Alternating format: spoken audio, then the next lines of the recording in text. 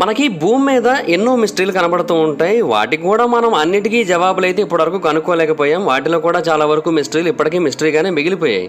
కాకపోతే భూమి పై భాగంలో మాత్రమే కాకుండా మన కంటికి కనిపించకుండా భూమి లోపల భాగంలో కూడా ఎంతో పురాతన ప్రపంచం ఉంది. వాటిలో కూడా ఎన్నో రహస్యాలు దాగి ఉన్నాయి.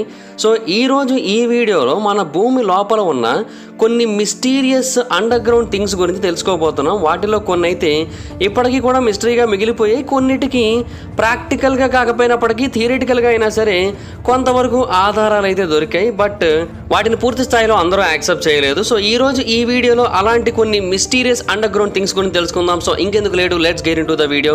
Number 1, the family man tomb. రీసెంట్గా ఒక సమాధిని ఈజిప్టియన్ ఇసుక కింద కనుక్కోవడం జరిగింది. యాక్చువల్గా ఆ సమాధిని క్లోజ్ చేసిన 4400 సంవత్సరాల తర్వాత మనం దాన్ని కనుక్కుందాం. అండ్ ఈ ఏన్షియంట్ టోంబ్ ఎంత పురాతనమైనదంటే ఆల్మోస్ట్ పిరమిడ్లను నిర్మించిన టైంలోనే ఈ సమాధిని కూడా ఏర్పాటు చేయడం జరిగిందంటే ఇంకా మనం అర్థం చేసుకోవచ్చు ఇది ఎంత పురాతనమైందో. అండ్ ఇంకొకటి ఏంటంటే ఈజిప్ట్ యొక్క 5th డైనస్టీకి చెందిన ఎవరో అత్యంత ముఖ్యమైన వ్యక్తులకి చెందిందే ఈ సమాధి కూడా అయి ఉంటుందని చాలామంది శాస్త్రవేత్తలు నమ్ముతున్నారు.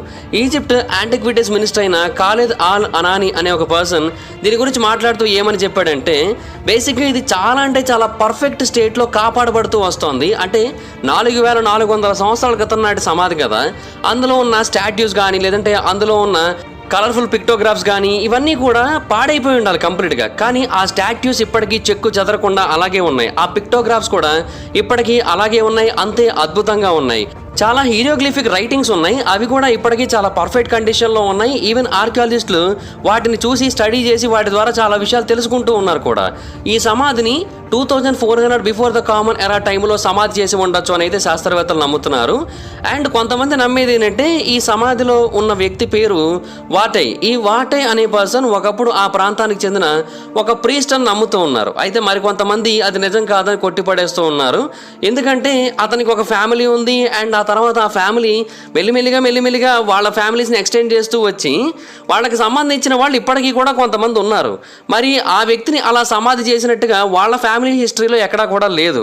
సో అందువలన ఇతను ఆ ప్రీస్ట్ అయి ఉండకపోవచ్చు అని చాలా మంది నమ్ముతున్నారు. ఇంకొకటి ఏంటంటే ఆ సమాధి చాలా అద్భుతంగా అందంగా డెకరేట్ చేయబడింది. ఒకవేళ నిజంగానే అదొక ప్రీస్ట్ అయినట్టయితే అలా చేయరేమో కదా అనే కైండ్ ఆఫ్ పాయింట్ కూడా వస్తుంది.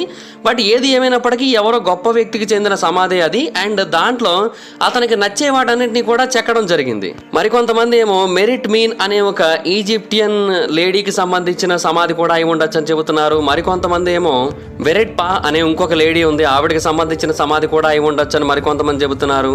అండ్ ఆ గోడల మీద చాలా పేర్లు కూడా రాసి ఉన్నాయి. వాటి ఆధారంగానే ఇప్పుడు ఈ పేర్లను అయితే కనుగొనడం జరిగింది. బట్ ఇంకా కొన్ని పేర్లు అయితే ఉన్నాయి, వాటిని కూడా పూర్తి స్థాయిలో డీకోడ్ చేయాల్సి ఉంటుంది. బట్ ఈ పేర్లన్నీ ఎందుకు రాశారు, వాళ్ళకి ఏమైనా కనెక్షన్ ఉందా, ఇలాంటిది అయితే మాత్రం ఎవరికి కూడా అర్థం కాలేదు. ఇది ఈజిప్ట్లోని సకారాలో ఉన్న ఎడారిలో ఉంది. ఈ సకారా అనేది కైరో యొక్క సౌత్ భాగంలో ఉంటుంది. బేసిక్గా ఈజిప్ట్ యొక్క మొట్టమొదటి పిరమిడ్ని ఎక్కడైతే నిర్మించారో పిరమిడ్ ఆఫ్ జోసర్, దానికి దగ్గరలోనే ఈ సమాధి కూడా కనబడ్డది. సో మరి ఎందుకని ఈ ప్రాంతంలో సమాధి చేశారు అండ్ ఎందుకు ఇంత భారీ స్థాయిలో అన్ని కట్టి మరి అతన్ని సమాధి చేయడం జరిగింది అనేది అయితే మాత్రం ఎవరికి కూడా పూర్తిగా తెలియట్లేదు ప్రస్తుతానికైతే. సో ఫర్దర్గా ఈ మిస్టరీ వేడుతుందేమో చూడాలి. ఇంకా పరిశోధనలు అయితే జరుగుతున్నాయి. హాయ్ ఫ్రెండ్స్, మీరు ఎప్పుడైనా సరే 5000 రూపాయల ప్రోడక్ట్ 250 రూపాయలకి రావడానికి గమనించారా? లేదు కదా. కానీ అమెజాన్, ఫ్లిప్కార్ట్ లాంటి కంపెనీస్ ఏం చేస్తూ ఉంటాయంటే కొన్ని గోల్డెన్ హవర్స్ టైంలో మెగా డీల్స్ ఇస్తూ ఉంటాయి. ఆ డీల్స్ టైంలో ఒక్కొక్క ప్రోడక్ట్ మీద 90% నుంచి 95% వరకు డిస్కౌంట్ అయితే ఉంటుంది. అయితే ఈ డీల్స్ కోసం మీరు కాన్స్టెంట్గా ఆ యాప్స్ చెక్ చేస్తూ ఉండలేరు కదా. కానీ మీకోసం నేను వాటన్నిటిని కూడా కాన్స్టెంట్గా చెక్ చేస్తూ ఉంటాను. అండ్ దాంట్లో ఎప్పుడు ఏ డీల్ పెట్టినా కూడా ఇమీడియట్గా మీకు ఆ ప్రోడక్ట్ని అయితే షేర్ చేస్తాను. మీరు ఇమీడియట్గా ఆ ప్రోడక్ట్ని పర్చేస్ చేయొచ్చు దాని నుంచే. అండ్ అంతేకాదు కొన్ని ఎక్స్ట్రాడినరీ ప్రొడక్ట్స్ ఉంటాయి, వాటిని మీరు బయట ఎక్కడ కూడా చూడరు. వాటి గురించి కూడా నేను మీకు షేర్ చేస్తాను. మీరు సింపుల్గా చేయాల్సింది ఒకటే, కింద డిస్క్రిప్షన్లో మన టెలిగ్రామ్ ఛానల్ లింక్, మన వాట్సాప్ ఛానల్ లింక్, మన ఇన్స్టా బ్రాడ్కాస్ట్ ఛానల్ లింక్ ఉంటాయి. వీటిలో మీరు ఏ యాప్ ఎక్కువగా వాడతారో ఆ యాప్కి సంబంధించిన లింక్ మీద క్లిక్ చేసి ఆ యాప్లో ఉన్న మన ఛానల్ని ఫాలో అవ్వండి. దాంట్లో రెగ్యులర్గా చాలా ప్రొడక్ట్స్ అయితే మీకు అప్డేట్ అవుతూ ఉంటాయి. అండ్ ఆ ప్రొడక్ట్స్లో మీకు ఏది నచ్చినట్టయితే దాన్ని మీరు కొనుగోలు చేయొచ్చు వెంటనే. సో డిస్క్రిప్షన్లో లింక్స్ ఉన్నాయి, వెంటనే ఫాలో అవ్వండి. Number 2, the DOS ఓజోస్. ఈ డాస్ ఓజోస్ అనేది మెక్సికో యొక్క అడవి యొక్క మధ్య భాగంలో ఉంది. బేసిక్గా మెక్సికోలో తులుమ్ అనే పేరుతో ఒక పాపులర్ టూరిస్ట్ డెస్టినేషన్ ఉంది, దానికి దగ్గరలోనే ఉంది ఇది. ఒకప్పుడు ఇది కంప్లీట్గా ఖాళీగా ఉండేదేమో, కానీ ఇప్పుడైతే మాత్రం పూర్తిగా వరద నీటితో నిండిపోయి ఒక భయంకరమైన అండర్ గ్రౌండ్ సముద్రాన్ని తలపిస్తూ ఉంటుంది. ఈ అండర్ గ్రౌండ్ కేవ్ సిస్టమ్ చాలా అంటే చాలా పెద్దది. దీన్ని 1987 నుంచి కంటిన్యూస్గా స్టడీస్ చేస్తూనే ఉన్నారు. బట్ శాస్త్రవేత్తలు ఇప్పటికీ కూడా దీని యొక్క పూర్తి స్థాయి లోతుల్లోకి వెళ్ళి దీని యొక్క మిస్టరీని డీకోడ్ చేయలేకపోతున్నారు, అదేంటో తెలుసుకోలేకపోతున్నారు. ఈ కేవ్ సిస్టమ్ ఎంతవరకు ఎక్స్పాండ్ అయ్యి ఉంది అనేది కూడా అర్థం చేసుకోలేకపోతున్నారు. ఇది చాలా డైరెక్షన్స్లో ఎక్స్పాండ్ అయ్యి ఉంది. ఇప్పటివరకు తెలుసుకున్న దాని ప్రకారం అయితే ఇది 51 మైళ్ళ పొడవు ఉంది, అంటే సుమారుగా 82 కిలోమీటర్ల పొడవు ఉంది. ఈ కేవ్ సిస్టంలోకి మనం ఎంటర్ అవ్వాలి అంటే పైన ఒక 28 సింక్ హోల్స్ ఉన్నాయి. వాటిని సెనోడ్స్ అని పిలుస్తూ ఉంటారు. ఈ సెనోడ్స్ ద్వారా మాత్రమే మనం దీని లోపలికి ఎంటర్ అవ్వగలం. అండ్ నీటి లోపల ఒక పెద్ద సిస్టమ్ని క్రియేట్ చేశారు కాబట్టి ఒక మోడర్న్ సిటీ లాంటిది ఏదైనా అక్కడ ఉండి ఉండొచ్చేమో అనే కైండ్ ఆఫ్ పాయింట్ కూడా వస్తుంది. అండ్ ఇదంతా కూడా మెక్సికో యొక్క యుకాటన్ పెనిన్సులాలో ఉంది కాబట్టి డెఫినెట్గా ఆ ప్రాంతం మెక్సికన్ సివిలైజేషన్లో చాలా ఇంపార్టెంట్ ప్లేస్ కాబట్టి ఈ ప్రాంతం వరదలకు కూడా చాలా దగ్గరగా ఉంది కాబట్టి ఒకప్పుడు ఈ ప్రాంతంలో ఏదో ఒక సివిలైజేషన్ లాంటిది ఉండి ఉండొచ్చు అనే నమ్మకం అయితే చాలా మంది కలుగుతుంది. బట్ ఇంకా లోపలికి వెళ్తే కంప్లీట్ చీకటి అయిపోవడం వల్ల ఎవరికి ఏం కనిపించకపోవడం వలన పూర్తి స్థాయిలో దీని మీద పరిశోధనలు చేయలేకపోతున్నారు. అయితే ఈ ప్రాంతంలో అందరినీ కూడా చాలా భారీ స్థాయిలో ఆశ్చర్యానికి గురి చేసిన ఒక డిస్కవరీ ఏంటంటే ఆ ప్రాంతంలో కనుగొనబడిన పెట్ సెమెట్రీ, అంటే పెట్స్ యొక్క శ్మశానం అన్నమాట. బేసిక్గా ఒక ప్రాంతంలో డైవర్స్ నీటి లోపలికి పూర్తి స్థాయిలో వెళ్ళినప్పుడు వాళ్ళకి కొన్ని యానిమల్ బోన్స్ కనిపించాయి. అండ్ ఈ యానిమల్ బోన్స్లో రకరకాల యానిమల్స్ ఉన్నాయి. ఇది ఒకటి కాదు, రెండు కాదు. అంతరించిపోయిన ప్రీ హిస్టారిక్ క్యామల్ యొక్క బోన్స్ ఉన్నాయి. ఆ తర్వాత టాపియా యొక్క జా బోన్ ఉంది, ఇది కూడా అంతరించిపోయిన జీవే. ఆ తర్వాత బ్లైండ్ కేవ్ ఫిషెస్ కూడా ఆ ప్రాంతంలో తిరుగుతూ ఉన్నాయి. బేసిక్గా అసలు ఆ ప్రాంతంలో చేపలు ఎలాగ వచ్చాయి, ఎప్పటి నుంచో ఆ ప్రాంతంలో నీళ్లు ఉంటే తప్ప అలా రావు కదా. సో ఇవన్నీ కూడా చూసి ఎక్స్పర్ట్స్ కూడా ఆశ్చర్యం కలిగింది. సో అలా యానిమల్ బోన్స్ అన్నింటినీ కనుగొంటూ వచ్చిన తర్వాత వాళ్ళకి అర్థమైన విషయం ఏంటంటే ఈ ప్రాంతాన్ని ఒకప్పుడు ఒక డిస్పోజల్ పిట్ లాగా వాడేవారు. అంటే యానిమల్స్కి సంబంధించిన బోన్స్ అన్నింటినీ తెచ్చి ఇక్కడ పడేసేవారు.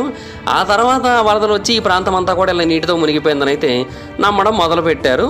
అలాగే ఒక మ్యాసివ్ పెట్ సెమెట్రీ వాటర్లో క్రియేట్ అయిందని అయితే తెలియజేస్తూ వచ్చారు. బట్ ఇప్పటికీ కూడా కేవ్ సిస్టమ్ ఎంత ఉంది, దాన్ని ఎవరు రూపొందించారు, ఇదైతే మాత్రం ఎవరికి అర్థం కాని ఒక పెద్ద మిస్టరీగానే మిగిలిపోయింది. Number 3, the Chinese super cave. బేసిక్గా అండర్ గ్రౌండ్ ఛాంబర్స్లో ఇదే అతి పెద్దది. ఇది చైనాలో ఉంటుంది. దీన్ని మియా రూమ్ అని పిలుస్తూ ఉంటారు. కొంతమంది దీన్ని సూపర్ కేవ్ అని కూడా పిలుస్తూ ఉంటారు. ఈ అండర్ గ్రౌండ్ ఛాంబర్ చాలా అంటే చాలా పెద్దది. మీరు దీని లోపల భాగంలో 4 పిరమిడ్లని ఒకదాని మీద ఒకటి పెట్టేసేయచ్చు. ఏది పిరమిడ్ ఆఫ్ గిజాస్ని. అంత భారీ స్థాయిలో రూమ్ అయితే ఉంటుంది దీని లోపల. అండ్ ఈ కేవ్ 22 ఫుట్బాల్ ఫీల్డ్స్ అంత పెద్దగా ఉంటుంది. అంటే 22 ఫుట్బాల్ మ్యాచెస్ ఒకటేసారి ఆడుకోవచ్చు అనమాట. అండ్ దీని యొక్క వాల్యూమ్ కూడా చాలా పెద్దది. 381 మిలియన్ క్యూబిక్ ఫీట్, అంటే 1,80,233 క్యూబిక్ మీటర్స్. అంత భారీ స్థాయిలో ఉంటుందన్నమాట ఇది ఎక్కడుంది అంటే చైనా యొక్క జియోన్ గెతెహే అనే ఒక ప్రాంతంలో ఉన్న నేషనల్ పార్క్లో ఉంది. ఇది బేసిక్గా చాలా అంటే చాలా దూరంగా ఉంటుంది జనావాసాలకి. అందుకని ఎవరు కూడా దీన్ని ఇనీషియల్గా గుర్తించలేదు. దీన్ని 2001లోనే గుర్తించారు. అప్పటి నుంచి కూడా దీని మీద పరిశోధనలు అయితే చేస్తున్నారు. అండ్ 2013వ సంవత్సరంలో కొంతమంది బ్రిటిష్ ఎక్స్ప్లోరర్స్కి నేషనల్ జియోగ్రఫిక్ వాళ్ళు కొంత ఫండింగ్ అయితే ఇవ్వడం జరిగింది ఈ ప్రాంతం మొత్తాన్ని కూడా ఫుల్లీ మ్యాపింగ్ చేయడానికి. సో ఆ టైంలో వాళ్ళు దీని గురించి పూర్తి స్థాయిలో స్టడీస్ చేశారు, ఎక్స్ప్లోరేషన్ అన్నీ చేశారనమాట. సో ఆ ప్రాంతంలో ఉన్న బౌల్డర్స్ అండ్ అక్కడ ఉన్న ఎంటీ ఏరియాస్ వీటన్నిటిని కూడా వాళ్ళు చెక్ చేశారు. అండ్ కొన్ని ప్రాంతాలు అయితే సన్లైట్ అసలు ఏమాత్రం ఎంటర్ అవ్వని విధంగా ఉన్నాయి. సో ఆ ప్రాంతాలను కనుక్కోవడానికి శాస్త్రవేత్తలు లేజర్ టెక్నాలజీస్ని ఉపయోగించారు. అండ్ ఫైనల్గా వాళ్ళకి అర్థమైంది ఏంటంటే ఇది సుమారుగా 100 మిలియన్ సంవత్సరాల క్రితం న్యాచురల్గా ఫామ్ అయిందని అర్థమైంది. And one of the coolest natural places in the world ఇది. అండ్ దీంట్లో పెద్దగా చెప్పుకోదగ్గ మిస్టరీస్ అయితే ఏమీ లేవు. ఎందుకంటే దీంట్లో పురాతన కాలం నాటి రిలిక్స్ ఏమీ లేవు, లేదంటే హ్యూమన్ బోన్స్ కానీ యానిమల్ బోన్స్ కానీ ఏమీ లేవు. సో దానివల్ల ఏంటంటే పెద్దగా మిస్టరీ అయితే ఏమీ లేదు. కానీ అంత భారీ స్థాయిలో న్యాచురల్గా ఎలా ఫామ్ అయింది, అది కూడా 100 మిలియన్ సంవత్సరాల క్రితం అనేది ఇక్కడ అతిపెద్ద మిస్టరీ అని చెప్పొచ్చు. Number 4, the నహాల్ మిష్మార్ హోర్డ్. బేసిక్గా మనకు అందరికీ కూడా డెడ్ సీ గురించి తెలుసు అండ్ డెడ్ సీ స్క్రోల్స్ గురించి కూడా తెలుసు. ఇవన్నీ కూడా మనకి ఇజ్రాయెల్ దగ్గర ఉన్న డెడ్ సీ దగ్గరలో ఉన్న కొన్ని కేవ్స్లో అయితే దొరికాయి. అయితే ఆ ప్రాంతంలో మరొకటి కూడా దొరికాయి, కానీ వాటి గురించి చాలా తక్కువ మంది మాత్రమే మాట్లాడుకుంటారు. అవి 1960sలో దొరికాయి ఆ ప్రాంతంలో. వాటిని నహాల్ మిష్మార్ హోర్డ్ అని పిలుస్తూ ఉంటారు. బేసిక్గా ఇవి కొన్ని రిమార్కబుల్ ఆర్టిఫాక్ట్స్. వీటిని అక్కడికి దగ్గరలో ఉన్న ఒక కేవ్లో కనుగొన్నారు. ఆ కేవ్ జుడియన్ డెజర్ట్లో అయితే ఉంది. దీన్ని 1961లో కనుగొన్నారు. ఒక రాకీ డెబ్రిస్ ఒక కింద భాగంలో కనుగొన్నారు. బేసిక్గా మొదటి వీటిని కనుగొన్నప్పుడు పెద్దగా పట్టించుకోలేదు, అక్కడే పడేశారు వాటిని. కానీ ఆ తర్వాత దానికి దగ్గరలో ఒక తుప్పు పట్టి పాడైపోవడానికి సిద్ధంగా ఉన్న ఒక బాక్స్ లాంటిది ఒకటి కనిపించింది. ఆ బాక్స్ని తర్వాత కనుగొన్నాక దాన్ని ఓపెన్ చేసి చూస్తే దాంట్లో 442 ఆబ్జెక్ట్స్ కనబడ్డాయి. అండ్ అవన్నీ కూడా కాపర్తోని, స్టోన్తోని, అండ్ కొన్ని అందమైన ఆర్టిఫాక్ట్స్ని తయారు చేయడానికి ఉపయోగించే మెటీరియల్స్తోని, ఇలా వేరు రకాల మెటీరియల్స్తో తయారు చేయబడ్డాయి. అండ్ మొత్తం అన్నీ కూడా చూడటానికి చాలా అందంగా ఉన్నాయి. కొన్ని అయితే ఐవరీతో కూడా తయారు చేయబడ్డాయి. హిపో ఐవరీతో అండ్ ఎలిఫెంట్ ఐవరీతో తయారు చేయబడ్డాయి. శాస్త్రవేత్తలు వాటిని కార్బన్ డేటింగ్ చేసినప్పుడు తెలిసింది ఏంటంటే అవి సుమారుగా 5500 సంవత్సరాల క్రితం నాటివి అని తెలిసింది. సో బేసిక్గా 3500 BC టైంలో అంటే అసలు ఇలాంటి వాటిని ఉపయోగించవచ్చు అనే ఆలోచన కూడా రాని టైంలో వీటిని రూపొందించారంటే ఎవరు రూపొందించారు అది శాస్త్రవేత్తలకు అర్థం కావట్లేదు. సుమారుగా 60 సంవత్సరాల పాటు స్టడీస్ చేస్తున్నప్పటికీ కూడా వాళ్ళకి దీనికి సంబంధించిన ఎగ్జాక్ట్ ఆన్సర్ అయితే ఎక్కడా కూడా దొరకట్లేదు. అండ్ ఇవన్నీ కూడా ఒక కేవ్ లోపలే ఎందుకు భద్రంగా దాచారు? ఒకవేళ నార్మల్గా ఒక చోటు ఉంచితే తర్వాత దీనిపైన డెబ్రిస్ వచ్చి చేరుకుందా ఏంటనేది ఎవరికి అర్థం కావట్లేదు. డేవిడ్ ఉషికిన్ అనే ఒక ఆర్కియాలజిస్ట్ ఏమని చెబుతూ ఉంటాడంటే బేసిక్గా కొంతమంది ఈ ప్రాంతంలో క్షుద్ర పూజలు లాంటివి చేస్తూ ఉంటారు. సో వాళ్ళు ఈ ప్రాంతంలో వీటిని ఉపయోగించి ఆ తర్వాత వాటిని అక్కడే వదిలేశారని చెబుతూ వచ్చాడు. బట్ అది కూడా చాలామంది యాక్సెప్ట్ అయితే చేయలేదు. మరికొంతమంది ఏమంటారంటే ఆ డెడ్ సీకి దగ్గరలోనే ఇంకొక మిస్టీరియస్ ప్లేస్ ఉంది. ఆ మిస్టీరియస్ ప్లేస్ ఒక టెంపుల్, అది క్యాలిక్ టెంపుల్. దాన్ని ఈన్ గేడి అని పిలుస్తూ ఉంటారు. ఈ ఈన్ గేడి అనేది కూడా ఆల్మోస్ట్ అదే టైంకి చెందిన టెంపుల్. సో ఆ టెంపుల్కి చెందినవే ఈ ఆర్టిఫాక్ట్స్ అని కూడా నమ్ముతూ ఉంటారు. అండ్ ఈ టెంపుల్ కూడా మనకి ఏ ప్రాంతంలో అయితే ఈ ఆర్టిఫాక్ట్స్ దొరికాయో దానికి కేవలం 11 కిలోమీటర్ల దూరంలో ఉంది. సో ఆ టెంపుల్కి సంబంధించిన ఆబ్జెక్ట్స్ని ఇక్కడ తెచ్చి భద్రంగా దాచి ఉండొచ్చు అనే కైండ్ ఆఫ్ ఒపీనియన్ కూడా చాలా మందికి అయితే వచ్చింది. బట్ ఆ టెంపుల్కి సంబంధించిన వాళ్ళు ఇక్కడ దాచిపెట్టినట్టయితే వాళ్ళు మళ్ళీ ఇక్కడికి రానట్టే కదా. సో మళ్ళీ ఇక్కడికి రావట్లేదు అంటే ఏదో ఒక ఉద్దేశంతోనే వాటిని భద్రంగా ఇక్కడ దాచి ఉండొచ్చు. అంటే వేరే వాళ్ళ కంటపడకూడదన్న ఉద్దేశంతోనో లేదంటే ఈ చరిత్రను కాపాడుకోవాలన్న ఉద్దేశంతోనో ఏదో ఒక కారణంతో మొత్తానికైతే వాటిని ఇక్కడ భద్రంగా దాచారని అయితే అర్థమవుతోంది. బట్ ఎందుకు వాళ్ళు మళ్ళీ ఎందుకు తీసుకొని వెళ్ళలేదు? ఒకవేళ తీసుకొని వెళ్లే క్రమంలోనే వాళ్ళందరూ చనిపోయారా లేదంటే తీసుకొని వెళ్ళకూడదన్న ఉద్దేశంతోనే దాచించారా ఇది ఎవరికి అర్థం కావట్లే. అయితే ఆ ప్రాంతంలో దొరికిన ఆర్టిఫాక్ట్స్ అన్నింటిలోకెల్లా అత్యంత అద్భుతమైన ఆర్టిఫాక్ట్ ఏంటి అంటే గోట్ వాండ్. ఈ గోట్ వాండ్ అనేది చాలా అద్భుతమైన రెలిక్. అసలు దీని పర్పస్ ఏంటనేది అర్థం కావట్లేదు. కానీ డెఫినెట్గా దీనికి కొన్ని మ్యాజికల్ ప్రాపర్టీస్ ఉన్నాయని చాలామంది నమ్ముతున్నారు. మధ్యలో ఉన్న వాండ్ చాలా పెద్దగా ఉంది అండ్ దాని చుట్టూ పెద్ద గోడ్ హెడ్స్ అయితే ఉన్నాయి. అండ్ అవన్నీ కూడా పెద్ద హార్న్స్ని కూడా కలిగి ఉన్నాయి. చాలా హెవీగా కూడా ఉన్నాయి. సో ఎవరో ఒక మోడర్న్ సాటనిస్టే దీన్ని అక్కడ వాడి ఉండొచ్చు. అండ్ అలా వాడిన తర్వాత దాని పర్పస్ తీరిపోయిన తర్వాత దాన్ని అక్కడ వదిలేసి వెళ్ళిపోయి ఉండొచ్చు అని కూడా చాలామంది నమ్ముతూ ఉంటారు. బట్ ఏది ఎగ్జాక్ట్గా వాస్తవం అనేది ఇప్పటికీ ఎవరికి కూడా పూర్తిగా తెలియట్లేదు. Number 5 the last library. బేసిక్గా గిజా పిరమిడ్స్ గురించి మనకందరికీ తెలుసు. దానికి దగ్గరలో ఉన్న గ్రేట్ స్పింక్స్ గురించి కూడా మనకందరికీ క్లియర్గా తెలుసు. అయితే ఆ గ్రేట్ స్పింక్స్ కింద భాగంలో ఒక హిడెన్ లైబ్రరీ ఉందని చాలామంది నమ్ముతూ ఉంటారు. ఆ లైబ్రరీలో ఎక్స్ట్రా టెరెస్ట్రియల్స్కి సంబంధించిన ఇన్ఫర్మేషన్ ఉంది. అంటే వేరే ప్రపంచాల నుంచి భూమి మీదకి వచ్చిన వాళ్ళకి సంబంధించిన ఇన్ఫర్మేషన్ ఉంది. అలాగే హ్యూమన్ సివిలైజేషన్ బిగినింగ్కి సంబంధించిన ఇన్ఫర్మేషన్ కూడా ఉంది. హ్యూమన్ ఆరిజిన్స్కి సంబంధించిన ఇన్ఫర్మేషన్, యూనివర్స్ యొక్క సీక్రెట్స్కి సంబంధించిన ఇన్ఫర్మేషన్ ఇవన్నీ కూడా ఆ లైబ్రరీలో ఉన్నాయని చాలామంది నమ్ముతూ ఉంటారు. ఎస్పెషల్లీ దాని గురించి పరిశోధనలు చేసిన ఎంతోమంది శాస్త్రవేత్తలు ఇదే మాట చెబుతూ ఉంటారు. ఆ స్ప్రింగ్ స్టోన్ యొక్క కింద భాగంలో ఒక చిన్న ప్యాసేజ్ లాంటిది కనబడుతూ ఉంటుంది. చాలామంది నమ్మేది ఏంటంటే ఆ ప్యాసేజ్ లోపల నుంచి మనం గనక కిందకి వెళ్ళినట్టయితే ఆ హిడెన్ లైబ్రరీకి చేరుకోవచ్చు అని చెబుతూ ఉంటారు.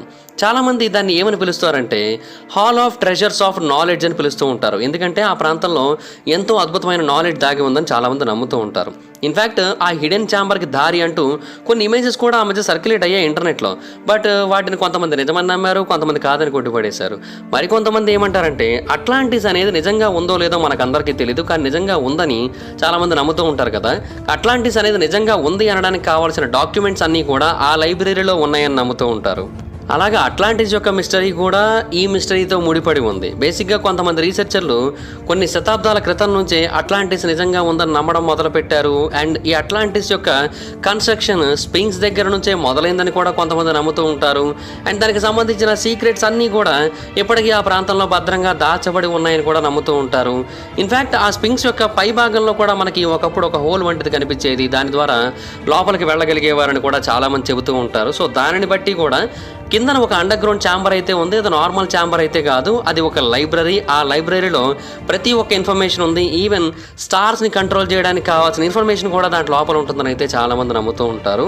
ఇన్ఫ్యాక్ట్ ఆ ఇన్ఫర్మేషన్ చెడ్డవాళ్ళ చేతుల్లోకి వెళ్ళకూడదన్న ఉద్దేశంతోనే దాన్ని అంత భద్రంగా కట్టి దానిపైన ఈ స్పింక్స్ని కట్టి ఎవరిని కూడా లోపలికి వెళ్ళనివ్వకుండా చేశారని అయితే చాలామంది నమ్ముతూ ఉంటారు. బట్ ఎప్పటికైనా సరే అది బయటకు వస్తుంది, ఆ ఇన్ఫర్మేషన్ అందరికీ తెలుస్తుందని అయితే చాలామంది శాస్త్రవేత్తలు నమ్ముతున్నారు. సో ఒకవేళ ఆ ఇన్ఫర్మేషన్ కనుక మనకు తెలిసి ఆ లైబ్రరీ కనుక పూర్తి స్థాయిలో ఓపెన్ అయినట్టయితే ఇంకా ఇంటర్స్టెల్లార్ ట్రావెల్ కూడా మనకి చాలా ఈజీ అయిపోతుందని చాలామంది చెబుతూ ఉంటారు. మరి అలా జరుగుతుందేమో చూడాలి మరి ఇన్ ఫ్యూచర్లో. సో అదిగా చూశారు కదా, ఇవి భూమి లోపల దొరికిన 5 మిస్టీరియస్ థింగ్స్, కనబడిన 5 మిస్టీరియస్ థింగ్స్. వీటిలో మీకు ఏది చాలా మిస్టీరియస్గా అనిపించిందో కింద కామెంట్ సెక్షన్లో తెలియజేయండి. ఈ వీడియో కనుక మీకు నచ్చినట్టయితే లైక్ చేయండి, వీడియో షేర్ చేయండి. ఇప్పటివరకు ఎవరైనా మన ఛానల్ సబ్స్క్రైబ్ చేసుకోకపోతే ఇప్పుడే సబ్స్క్రైబ్ చేసుకోండి, పక్కన బెల్ ఐకాన్ ఆల్లో పెట్టుకోండి. నా ఫర్దర్ వీడియోస్ మిస్ అవ్వకుండా చూడొచ్చు. చాలా మంది చూస్తున్నారు కానీ సబ్స్క్రైబ్ చేసుకోవట్లేదు. So please to subscribe, click the bell icon also. నా ఇన్స్టాగ్రామ్ ఐడి జబర్దస్త్ మైదా, అక్కడ కూడా వచ్చినట్టు ఫాలో అవ్వచ్చు. Thank you so much guys, bye, meet next video, bye bye. Hi friends, మీరు ఎప్పుడైనా సరే 5,000 రూపాయల ప్రొడక్ట్ 250 రూపాయలకి రావడానికి గమనించారా? లేదు కదా. కానీ అమెజాన్, ఫ్లిప్కార్ట్ లాంటి కంపెనీస్ ఏం చేస్తూ ఉంటాయంటే కొన్ని గోల్డెన్ హవర్స్ టైంలో మెగా డీల్స్ ఇస్తూ ఉంటాయి. ఆ డీల్స్ టైంలో ఒక్కొక్క ప్రొడక్ట్ మీద 90% నుంచి 95% వరకు డిస్కౌంట్ అయితే ఉంటుంది. అయితే ఈ డీల్స్ కోసం మీరు కాన్స్టెంట్గా ఆ యాప్స్ చెక్ చేస్తూ ఉండలేరు కదా. కానీ మీకోసం నేను వాటన్నిటిని కూడా కాన్స్టెంట్గా చెక్ చేస్తూ ఉంటాను. అండ్ దాంట్లో ఎప్పుడు ఏ డీల్ పెట్టినా కూడా ఇమీడియట్గా మీకు ఆ ప్రొడక్ట్ని అయితే షేర్ చేస్తాను. మీరు ఇమీడియట్గా ప్రొడక్ట్ని పర్చేస్ చేయొచ్చు దాని నుంచే. అండ్ అంతేకాదు కొన్ని ఎక్స్ట్రాడినరీ ప్రొడక్ట్స్ ఉంటాయి, వాటిని మీరు బయట ఎక్కడ కూడా చూడరు. వాటి గురించి కూడా నేను మీకు షేర్ చేస్తాను. మీరు సింపుల్గా చేయాల్సింది ఒకటే, కింద డిస్క్రిప్షన్లో మన టెలిగ్రామ్ ఛానల్ లింక్, మన వాట్సాప్ ఛానల్ లింక్, మన ఇన్స్టా బ్రాడ్కాస్ట్ ఛానల్ లింక్ ఉంటాయి. వీటిలో మీరు ఏ యాప్ ఎక్కువగా వాడతారో ఆ యాప్కి సంబంధించిన లింక్ మీద క్లిక్ చేసి ఆ యాప్లో ఉన్న మన ఛానల్ని ఫాలో అవ్వండి. దాంట్లో రెగ్యులర్గా చాలా ప్రొడక్ట్స్ అయితే మీకు అప్డేట్ అవుతూ ఉంటాయి. అండ్ ఆ ప్రొడక్ట్స్లో మీకు ఏది నచ్చినట్టయితే దాన్ని మీరు కొనుగోలు చేయొచ్చు వెంటనే. సో డిస్క్రిప్షన్లో లింక్స్ ఉన్నాయి, వెంటనే ఫాలో అవ్వండి.